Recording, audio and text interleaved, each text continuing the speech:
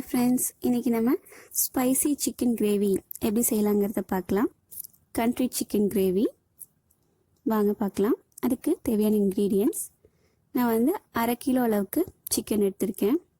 நாட்டுக்கோழி, 5 காஞ்ச மிளகாய் சீட்ஸ் ரிமூவ் பண்ணிவிட்டு எடுத்து வச்சுருக்கேன். 1/2 ஸ்பூன் அளவுக்கு மஞ்சள் தூள், 2 ஏலக்காய், ஒரு சின்ன பீஸ் அளவுக்கு பட்டை, 4 கிராம்பு,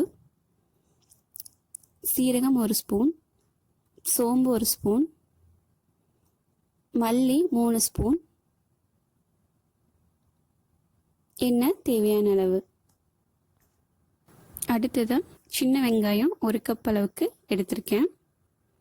பூண்டு ஒரு 8 பல் அளவுக்கு, இஞ்சி அதே அளவுக்கு சின்ன சின்னதாக கட் பண்ணியிருக்கேன். கறிவேப்பிலை 1 கொத்து, கொஞ்சம் மல்லி இலை, தயிர், ஃப்ரெஷ்ஷான தயிர் 2 ஸ்பூன் அளவுக்கு, உப்பு தேவையான அளவு. இப்போது ஒரு பேனில் நம்ம எடுத்து வச்சுருக்க ஸ்பைசஸ் எல்லாம் ஆட் பண்ணி ட்ரை ரோஸ்ட் பண்ண போகிறோம். காஞ்ச மிளகாய், மல்லி, சோம்பு, சீரகம்,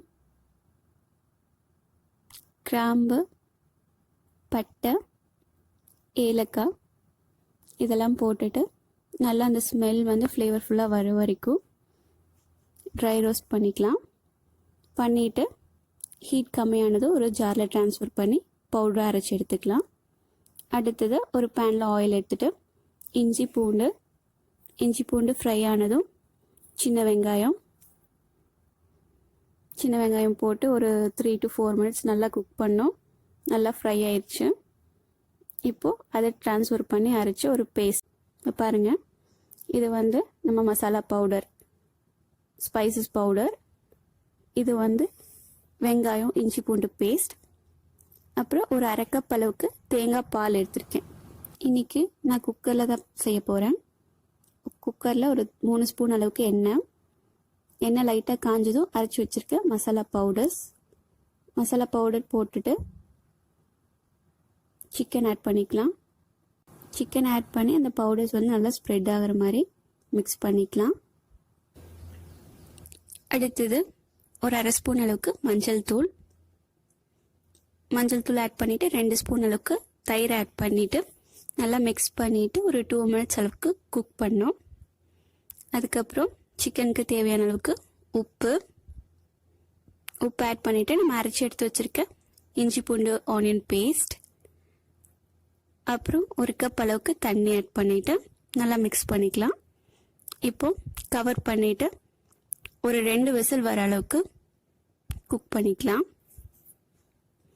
பாருங்கள், 2 விசில் வந்துருச்சு. இப்போ சிக்கன் வந்து ஆல்மோஸ்ட் குக் ஆயிடுச்சு. இப்போ நம்ம கறிவேப்பிலை போட்டுட்டு தேங்காய் பால் எடுத்து வச்சுருக்கோம்ல 1/2 கப், அதை ஆட் பண்ணிக்கலாம். ஒரு மிக்ஸ் பண்ணிவிட்டு மீடியம் ஃப்ளேமில் 10 மினிட்ஸ் குக் பண்ணோம்.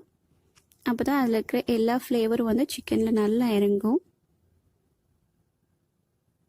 இப்போ 10 மினிட்ஸ் ஆயிடுச்சு. நான் ஃபைனலாக கொத்தமல்லி தழை ஆட் பண்ணிக்கிறேன். கண்டிப்பாக ட்ரை பண்ணி பாருங்கள், ரொம்ப நல்லாயிருக்கும். எங்களுக்கு சப்போர்ட் பண்ணுங்கள், சப்ஸ்கிரைப் பண்ணுங்கள். தேங்க்யூ.